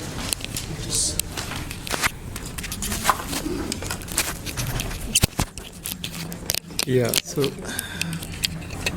thank you. Basically, it seems that everyone agree with me, so there is nothing to add. Yeah, so I don't have any much to say. To Varun, I think that let me just reiterate what Yogen Bhai said the other day, that if you have a question, and I think we must have questions, and if you have a clarity of question, then the concept frames and the process by which you move towards theory would become very easy. Unfortunately, we do not have, we do not pay attention to recognize what the question is. So that is my problem. I would like to find what is the foundational political question at the moment as a political scientist, and how and in what ways that question can be explored further. So I think that identification or the search for question is important. So that's why, as in my paper as well as in my other writing, I would like to look at not answer but the questions. So therefore, it's a question-centric exercise. To Gurpreet ma'am, thank you. Yes and no. Yes, that it is an impression which can be made that I am using the term theory rather loosely, but at the same time, I also mentioned in my paper that the act of theory is professional, and we should not underestimate that very act. So therefore, when I say that, obviously you are right, 300 people coming, they are also public, but there should be a reciprocal relationship between the public that is coming here and the public which serves as tea and lunch. I do not find that connection at the moment, because the universe in which those who serve tea and IIC and lunches to us is slightly different from the ways in which we are dealing with the question of theoretical nature. I think that is my problem, and therefore there is a need to somehow create new bridges by which the professional theoretical exercises we are doing and the world in which they think of their politics and the political question they encounter. So therefore, this is a plea to make political science more public, or political theory, or even Indian political theory more public.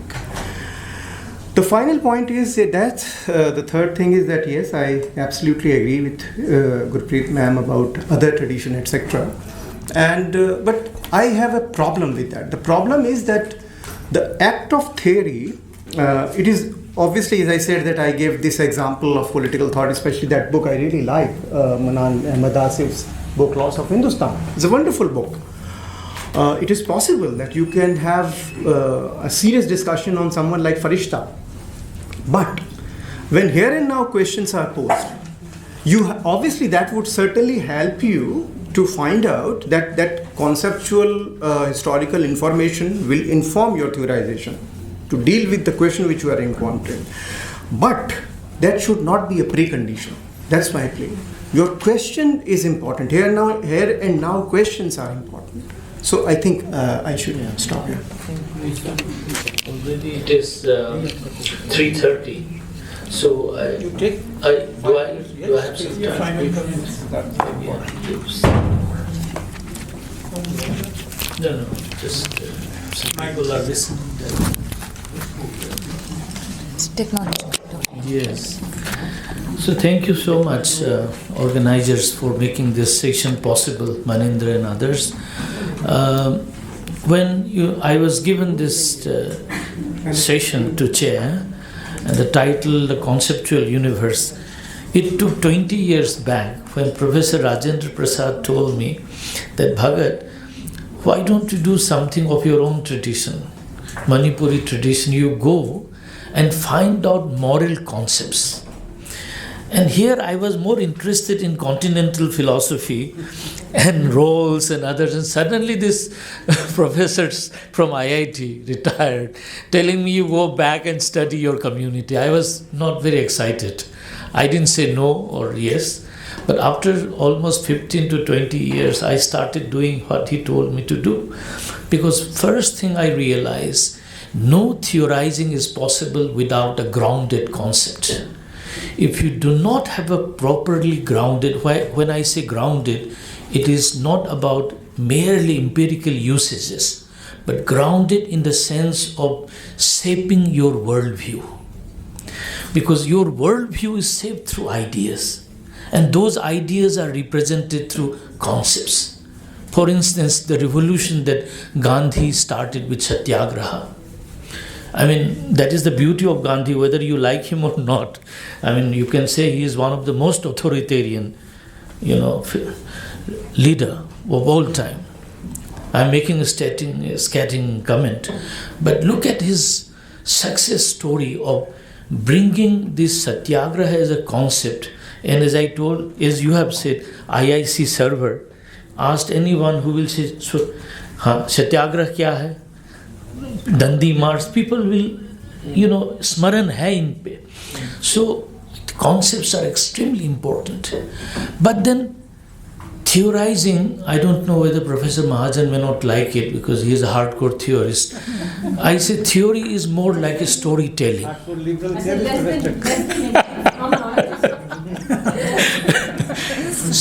Theories are nothing but a fine storytelling. I mean, a theory is a story, a good story to tell, but that means a good story is a one who have a beginning, a middle, an end, and a linkages, proper linking up. If you cannot do that, it's not a good theory. And it is possible only when you locate with the tools, that is the concepts. How many concepts you are employing and engaged with. Now the point is, if we talk of freedom, and you talk of Indian political theories of freedom, but not engaging with concept like Swaraj, you will never enter into that theorizing.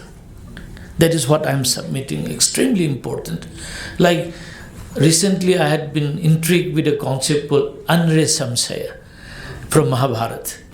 And we always somehow, those of left-leaning scholars, please forgive me my saying this. The moment I say Mahabharata or Ramayana, then you say, "Acha, tum to idhar ho gaye ho, udhar chale gaye." Sitting on your left.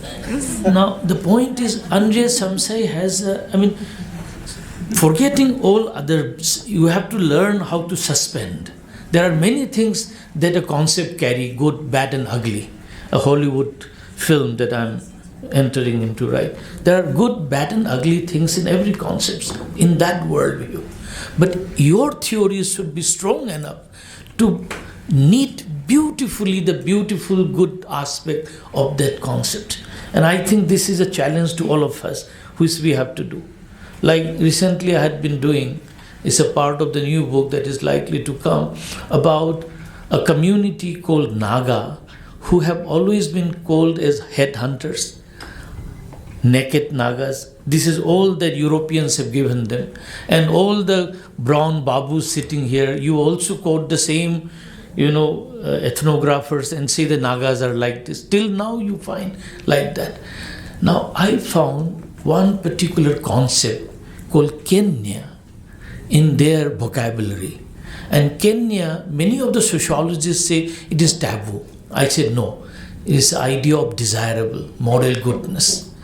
Because there are many Kenyas, and I keep saying this. One example I will give, with which I will wind up, how this concept looks is like a Kenya is a word you might just write down, but the worldview it carries contradicts what the ethnographers represent about these people, because you have to bring Christianity into that area. So in order to bring Christianity, you have to sanitize the place of all the worldviews indigenous that was in existence. So you have to say that these people are headhunters, these are naked people, they have nothing in their. Can a headhunter, a naked person, think about this Kenya? And that Kenya says, when you go for hunting, and hunting means you are going to kill your prey, the animals, it is Kenya to shoot or the hit without the knowledge of the prey. So minimally it is morally responsible. This is my English terminology now. It is morally responsible for a hunter to sound the prey that the hunter has come. Now it's between a life and death. It's a killer and the killed. So it is a challenge of a fight, but then you sound it to the prey that I am coming. Now do you think a barbaric community, a person will think of this? If the deer is sleeping, then you cannot shoot in sleeping station. You have to wake it up. Then I was told by someone that in UP and Uttarakhand side, even in the Pahari areas, there is a concept called kankar marna. Kankar. That is sounding this is. So you find lots of parallels in the traditions.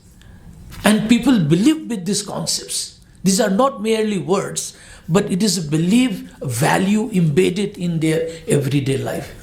So it is for us sitting in the universities, not only think of fairness of roles, which is extremely important, but why not bring Kenya and think about it? And this is one way of what I heard, that text-based theorizing, we are so dependent. That is also important. But non-text-based theorizing, we have to do it ourselves. And that the challenge is open before us. Thank you so much for inviting me.